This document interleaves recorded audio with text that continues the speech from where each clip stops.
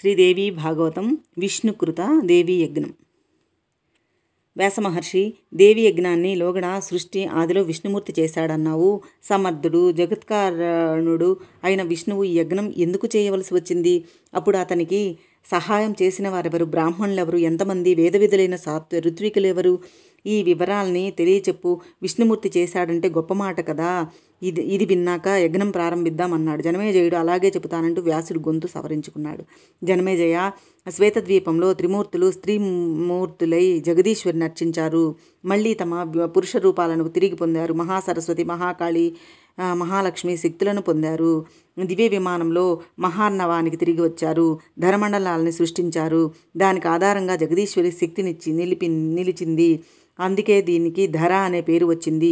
ఇందులో మధుకైట భౌల మేధస్సు కొవ్వు కలిసింది కనుక మేదిని అనే పేరు ఏర్పడింది. విశాలంగా విస్తృతంగా ఉంది కాబట్టి పృథ్వీ అనే పేరు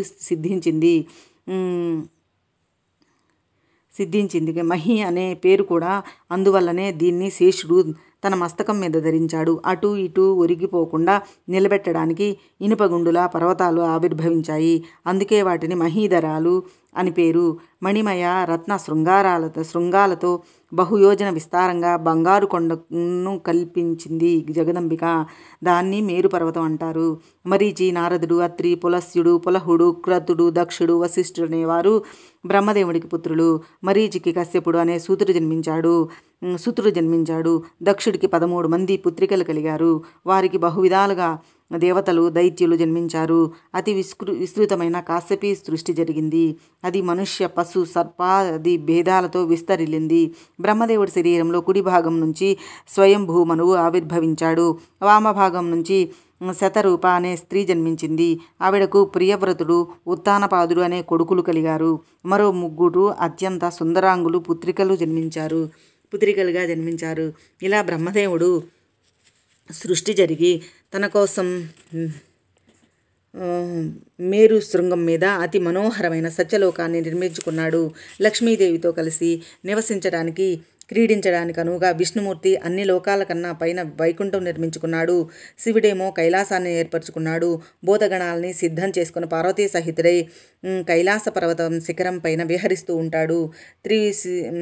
త్రివిష్టవము అనే స్వర్గాన్ని మేరు శిఖరాలలో ఒకదానిపై ఒకటి నిర్మించి సురేంద్రునికి నివాసంగా అందించారు.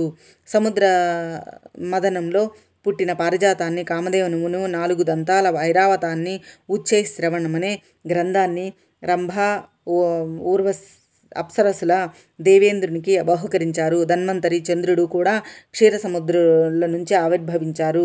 వీరు కూడా తమ దేవగణాలతో కలిసి స్వర్గంలోనే నివాసం ఏర్పరచుకున్నారు. వీరంతా స్వర్గానికి ఆభరణాలు. దేవ, తిర్యకు, మనుష్య భేదాలతో ఇలా ఈ సృష్టి ముప్పేటగా సాగింది. అండజములు, స్వేదజములు, ఉద్విజములు, జరాయుజములు అనే 4 భేదాలతో జీవరాశి కర్మానుసారంగా సముత్పన్నమయ్యింది.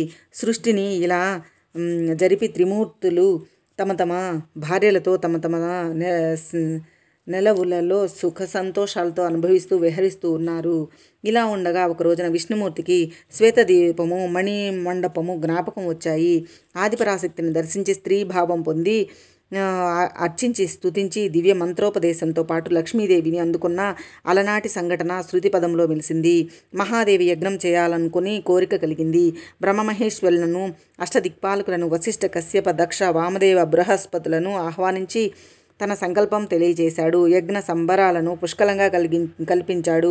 శిల్పులను పిలిపించి మహావిభవం ఉట్టిపడేలా సుమనోహరంగా, సాత్వికంగా, విశాలంగా యజ్ఞమండపం నిర్మింపచేశాడు.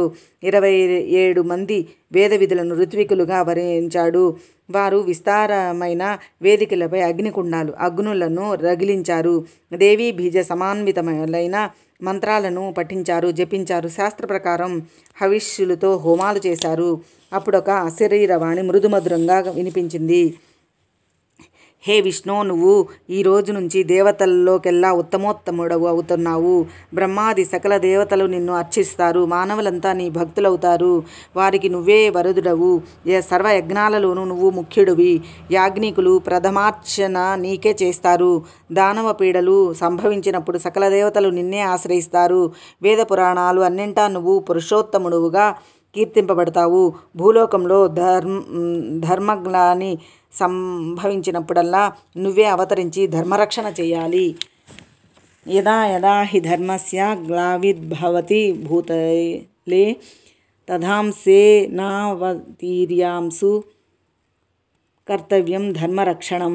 నీ అవతారాలలో భూలోకంలో విస్తృతమైన ప్రాచుర్యం లభిస్తుంది. అందరూ వాటిని అర్చిస్తారు. నీ అన్నింటా నీ అంశ నీకు సహచారిణిగా ఉంటుంది. వారాహి, నారసింహి భేదాలతో నా శక్తి నీకు సర్వకార్య ప్రసాదిని అవుతుంది. ఆ శక్తి స్వరూపాలు సర్వాభరణ భూషితులై సర్వాయుధారిణులై నీ సహకరిస్తాయి. నువ్వు గర్భపడి వారిని ఏనాడు చిన్నచూపు చూడకూడదు సుమా. వారంతా నీకు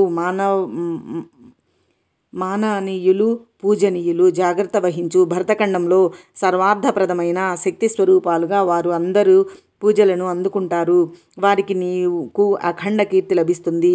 సప్తద్వీపాలను స్వర్గంలోనూ మీ కీర్తి వ్యాప్తిస్తుంది.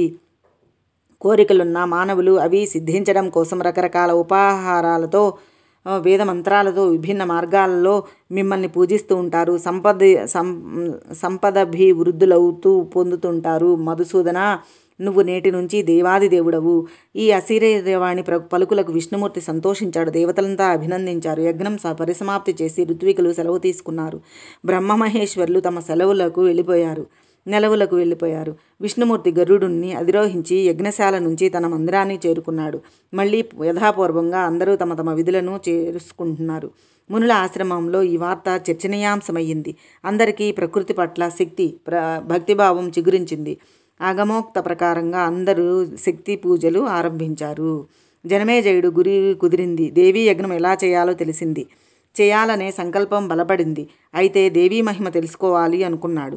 అది చెప్పి నా జన్మ పావనం చెయ్యి అని వ్యాసుడిని అభ్యర్థించాడు. వ్యాసుడు అలాగే అని ప్రారంభించాడు.